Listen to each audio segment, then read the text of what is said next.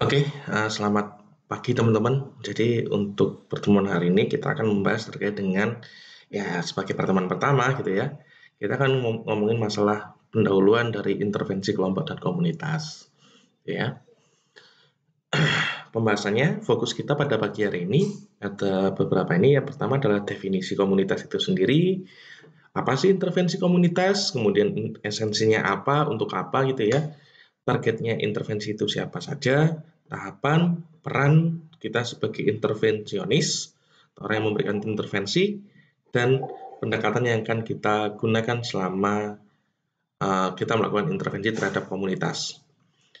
Nah, sebelum saya membahas definisi komunitas itu sendiri ya, kita perlu ngomongin masalah populasi. Kita perlu ngomongin masalah uh, ini karakteristik komunitas, bukan populasi. Ya, karakteristik komunitas adalah ya populasi dengan wilayah terorganisir, memiliki ikatan dengan tempatnya sekarang. Biasanya ini uh, kalau kita melihat pandangan tradisional ya, bahwa mereka yang tumbuh kembang di situ ya, komunitas di situ adalah orang-orang yang tumbuh kembang di tempat itu. Berarti memiliki ikatan yang kuat dengan tempat dia sekarang. Tapi pandangan modernis juga melihat bahwa ya sekalipun mereka orang baru di situ, mereka sudah menganggap bahwa tempat tinggal dia sekarang adalah di mana tempat dia harus menyesuaikan diri dan sebagainya. Jadi mereka meskipun orang-orang yang baru memiliki ikatan yang relatif lebih lemah daripada orang-orang yang kelahiran di situ, mereka dianggap sebagai bagian dari komunitas juga. Dan yang ketiga adalah individu yang hidup dalam ketergantungan dengan orang lain. Jadi memang konteks saling bergantung itu ditekankan dalam komunitas, gitu ya. Tipe komunitas sendiri ada 4 gitu ya. Yang pertama terkait dengan geografis. Jadi memang kalau kita ngomongin geografis, berarti orang yang memiliki berkaitan dengan tempat tinggal secara fisik gitu ya. Kumpulan orang dalam satu area geografis tertentu, di dalamnya terdapat identifikasi, mereka saling mengidentifikasi satu sama lain, bagian dari komunitasnya atau bukan, bagian dari dirinya, kelompoknya atau bukan gitu ya. Terus kembali lagi saling bergantung muncul lagi gitu ya. Mereka loyal terhadap komunitas yang di konteks geografis tersebut dan melakukan kegiatan sosialisasi gitu ya, bersosialisasi. Terus yang kedua, masalah spiritualitas biasanya yang terkait dengan kelompok keagamaan gitu ya. Solidaritas yang muncul berdasarkan pertemanan, agama, tradisi, dan bahasa. Jadi ini faktor yang hidup di dalam sebuah masyarakat gitu ya kalau kita ngomongin spiritual. Terus kemudian yang ketiga purposif, jadi mereka yang bekerja atau hidup dan bertemu dikarenakan kesamaan tujuan, ya komunitas kayak tempat kerja, komunitas buruh gitu ya. Itu kan sebenarnya tujuannya seperti ini dan intensi mereka bersatu karena ingin menjadi satu untuk membentuk komunitas. Biasanya ini kalau lebih cenderung ke komunitas motor gitu ya. Nah, mereka yang kalau motor itu sebenarnya lebih ke arah intensi. Nah, kebanyakan gitu ya, kalau kita ngomongin masalah komunitas dalam intervensi komunitas itu sendiri di tipikal yang pertama gitu ya, yang terkait dengan geografis. Nah, definisi intervensi komunitas seperti apa gitu ya? Maka ya setiap komunitas pasti memiliki permasalahannya masing-masing gitu ya, dan jenis masalah-masalah. Kalau ini teman-teman yang mengambil mata kuliah problematika sosial pasti membahas ini gitu ya. Jenis-jenis masalahnya apa aja. Nah, intervensi bertujuan untuk melakukan asesmen terhadap situasi dan menghindari gitu ya, asesmen terhadap situasi dan menghindari atau mengurangi atau bahkan menghilangkan permasalahan. Jadi memang fungsinya adalah melihat dan menghindari hal tersebut gitu ya. Kalau bisa bahkan dihilangin aja. Maka kalau kita melihat tingkat tadi gitu ya, intervensi komunitas tujuannya seperti itu, kita melakukan asesmen. Nah, kita bisa melakukan intervensi pada level mana sih sebenarnya? Kalau kita bisa lakukan intervensi, kita lihat dulu nih, gitu ya, tingkatannya sebesar apa.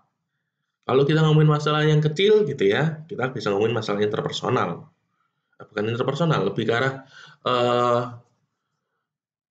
relasi interpersonal dalam sebuah kelompok, gitu ya, atau keluarga paling kecil, gitu kan. Kalau yang menengah kita bisa ngomongin masalah satu kelompok masyarakat gitu ya, atau satu suku. Terus kemudian kalau misalkan dalam konteks industri kita bisa terapkan pada konteks perusahaan gitu ya. Terus kemudian yang level besar bisa level negara, bilateral atau bahkan regional dan internasional. Nah, teman-teman perlu menekankan bahwa memang ini perlu dicamkan betul bahwa intervensi komunitas itu multidisiplin. Apa ya, kalau teman-teman baca judul bukunya gitu ya, ya ini ada klinisnya, ada sosiologinya, ada apa lagi, apa namanya, tidak hanya psikologi doang gitu ya, kesehatan juga ikut berperan di sini gitu ya. Kalau teman-teman tahu jurusan kesehatan masyarakat, itu sebenarnya adalah contoh implementasi intervensi komunitas pada setting kesehatan gitu ya. Nah, bagaimana kita melihat intervensi komunitas gitu ya? Yang perlu kita tekankan adalah seperti tadi, karena kita mengakses masalah dan berusaha untuk menghilangkan sebuah permasalahan, gitu ya, maka tujuan kita adalah prinsip paling mendasar gitu ya, manusia paling nggak suka dengan ketidaknyamanan, maka prinsip menghindari ketidaknyamanan tersebut adalah prinsip utama. Maka ketika sesuatu yang tidak nyaman itu hilang gitu ya, maka kualitas hidup seseorang dalam sebuah komunitas pasti akan naik, gitu ya. Pendekatan yang multidisiplin, gitu ya. Tadi buku yang teman-teman baca itu ada buku kesehatan, buku sosiologi, gitu ya. Terus kemudian kolaborasi seni dan sains. Kenapa saya ngomong kolaborasi seni dan sains? Karena gini teman-teman, kalau melihat apa bagaimana kita mengakses itu kan sebenarnya sains, gitu ya. Tapi bagaimana kita menerapkan hasil assessment tadi, kita menerapkan sebuah metode penyelesaian masalah, itu adalah sebuah seni. Kenapa? Kita tidak bisa saklek, kita tidak bisa paten untuk menggunakan bahwa oke, ini yang paling tepat untuk komunitas ini. Belum tentu. Melihat situasi kondisi dari satu kelompok, satu komunitas. Masalahnya sama, gitu ya. Tapi pendekatannya mungkin akan berbeda ketika itu diterapkan di, misalkan kita ngomongin masalah permasalahan kepadatan kota misalkan. Kalau di Malang, ya mungkin opsinya adalah karena daerahnya adalah slum, daerah-daerah kumuh gitu ya. Nah, kita menerapkan bahwa oke, ini harus dijadiin uh, meningkatkan taraf hidup masyarakatnya. Biar nggak kumuh-kumuh banget, berarti apa? Dibersihin, dihias. Dihiasnya gimana? Ada sponsor cat. Oke, bikin warna-warni. Jadilah kampung warna-warni. Ketika di Jogja mungkin akan berbeda lagi, ya. Daerah Islam oke, tapi ketika mereka mendengarkan titah raja, mereka patuh, gitu ya. Nah, apakah intervensi yang dilakukan adalah dari atas, dari raja dengan kebijakan pemerintah, gitu ya. Nah, inilah yang disebut sebagai bagaimana sebuah permasalahan yang sama itu menemui metode penyelesaian yang berbeda disesuaikan dengan masyarakatnya seperti apa, gitu loh. Nah, ini yang saya sebut sebagai kolaborasi seni dan sains. Oke, bentar, saya mau ngecek dulu. Ini rekamannya. Oke, jalan ya. Nah, saya lanjutkan lagi. Nah, tadi, kalau kita ngomongin masalah intervensi, kita mau nyasar aspek mana, ya? Kalau tadi kasus yang sebelumnya saya bilang itu adalah intervensi terhadap sikap dan perilaku. Karena apa? Bagaimana orang-orang yang menerima perlakuan tersebut itu mempersepsikan instruksi yang ada, tujuan yang ingin dicapai, dan mereka menganggap bahwa hal itu adalah sesuatu yang baik. Ya. Nah, bisakah target intervensi kita itu pada sektor lain atau pada aspek lain? Bisa. Misalkan nih, kita dari bawah dulu sikap, teman-teman sudah paham gitu ya, sikap dan perilaku. Kita ingin mengubah, oke, katakanlah apa? Oke, banyak orang yang masih percaya bahwa PKI komunis masih hidup di dalam masyarakat, gitu ya. Nah, kita merubahnya kayak gimana? Kalau kita ngomongin masalah keterampilan, oke, ex apa? Ex Doli, mereka diberikan keterampilan untuk produksi sesuatu, apa kalau nggak salah, seingat saya sandal hotel, terus kemudian ada yang menjahit, ada yang makanan. Nah, itu adalah intervensi komunitas untuk memberikan keterampilan baru untuk mengangkat kehidupan mereka setelah Doli ditutup. Kemudian bisakah intervensi itu berbentuk pengetahuan? Bisa, bisa. Orang kalau tahu dia akan mempunyai sikap yang berbeda, itu pasti, gitu ya. Kalau ini tentunya akan diterapkan pada kelompok-kelompok yang lebih apa ya? Mereka intervensi yang berbentuk pengetahuan pastinya lebih ke sedikit ini ya, apa? Yang sifatnya pengetahuan. Mereka memang butuhnya pengetahuan, nggak butuh keterampilan, nggak butuh perubahan sikap. Sikapnya udah positif, mereka nggak membutuhkan keterampilan baru, tapi mereka butuh tahu. Boleh? Boleh. Sosialisasi, ya. Sosialisasi COVID itu kan pengetahuan sebenarnya. Seperti itu. Nah, apa yang perlu kita lakukan ketika kita melakukan intervensi? Ada beberapa tahapan. Yang pertama adalah kita akan memberikan critical education, ya. Karena ini berasal dari sosiologi banget, gitu ya. Nah, berarti kita perlu memahamkan bahwa ini harus berasal dari internal kelompok mereka. Mereka yang melakukan, mereka yang bertanggung jawab, gitu ya. Nah, cara untuk melakukan hal tersebut adalah, ya kamu harus tahu roots-mu dari mana, akarmu dari mana, gitu ya. Apa yang mungkin mempengaruhi mereka untuk berubah, untuk mendapat sesuatu yang baru. Fungsi critical education di sini itu seperti itu, teman-teman. Jadi kayak reminding bahwa oke, kamu punya potensi ini, kamu punya hambatan ini, kamu loh orangnya kayak gini. Kalau di kita psikologi kita ngomongnya interpersonal, gitu, intrapersonal. Tapi kemudian karena ini pendekatannya lebih condong ke sosiologi, kita intervensi terhadap komunitas dengan orang yang lebih banyak, maka kita perlu menjelaskan kamu punya tantangan apa, kamu punya potensi apa. Tidak mungkin sebuah komunitas tidak punya sisi positif, tidak punya power itu nggak mungkin, selalu ada, gitu ya. Terus kemudian ketika mereka sudah tahu, oke, kami punya potensi seperti ini, kami punya sejarah seperti ini, maka apa yang ingin kamu lakukan, gitu ya, visioning proses. Jadi semuanya tetap berasal dari kelompok, kita hanya memfasilitasi, gitu ya. Ini yang seringkali lupa teman-teman. Kalau misalkan proyek-proyek dari atas, gitu ya, intervensi komunitas yang dari atas, mereka biasanya ya udah pukul rata aja, nggak ada bedanya satu sama lain, gitu ya. Tapi kalau di sini kita akan ngomongnya, ya ini harus bottom up, berasal dari bawah, kita tahu karakteristik masyarakatnya, kita tahu apa yang ingin kita rubah, gitu ya. Nah, kita mengarahkannya di strategic visioning process. Jadi kita men-shape-nya itu di situ.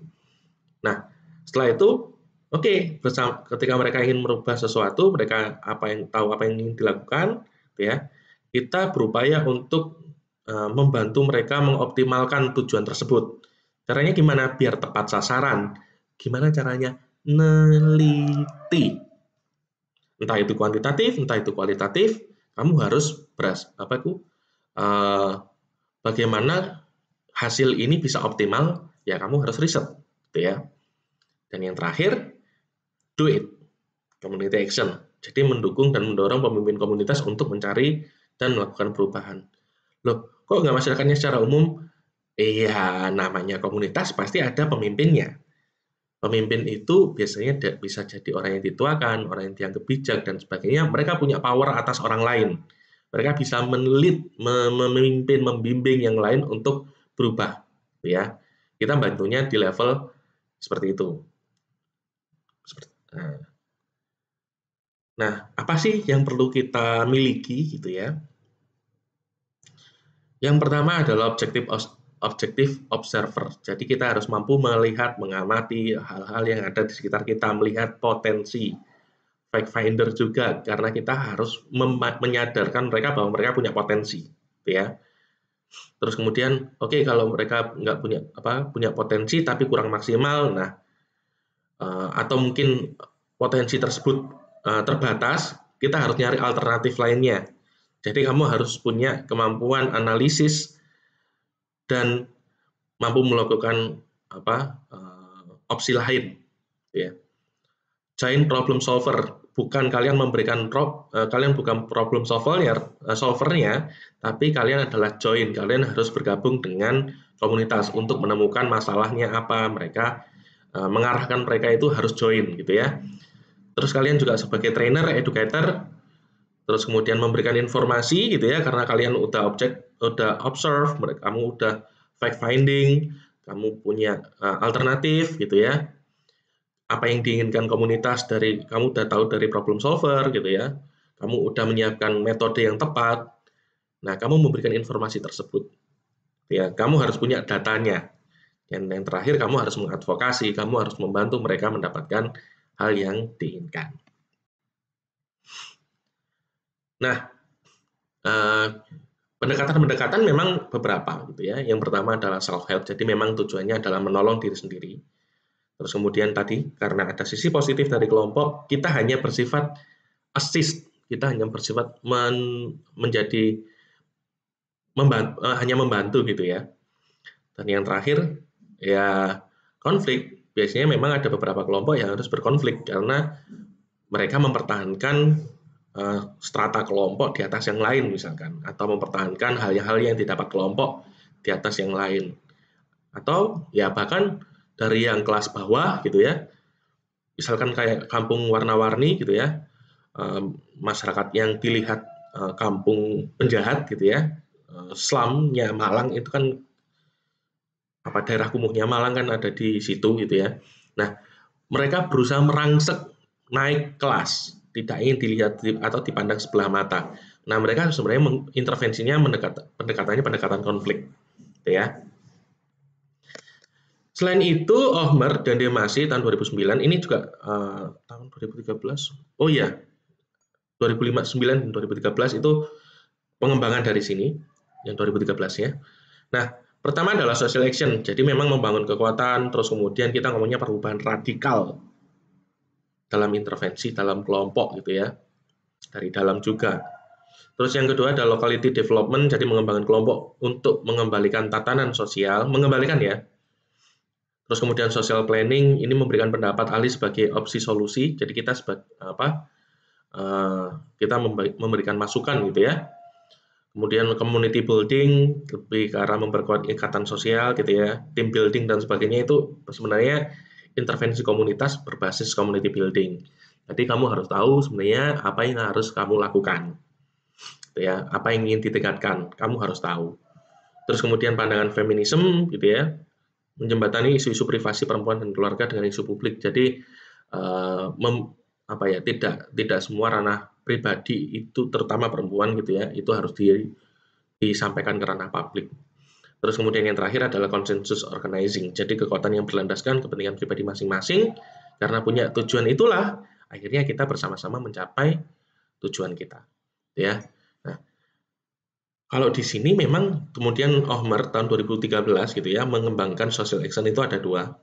Ada yang membangun kekuatan, ada yang secara radikal. Jadi memang kalem-kalem sama yang radikal, gitu ya. Terus kemudian yang consensus organizing, ini ada yang ngomong masalah kepentingan pribadi masing-masing, juga ada yang ya karena kebetulan aja mereka berada dalam satu kelompok. Sorry, ini tidak ada. Yang berkembang ini di social action. Satunya pelan, satunya radikal, ya. Nah, oke, terima kasih. Semoga materi saya bermanfaat, gitu ya. Teman-teman bisa memahami bahwa intervensi komunitas berasal dari dalam kelompok tersebut. Kita harus menganalisis apa yang ada di dalamnya. Jadi kita akan berangkat dari sana. Sekian dari saya, terima kasih untuk kesempatannya. Semoga bermanfaat. Selamat pagi semuanya.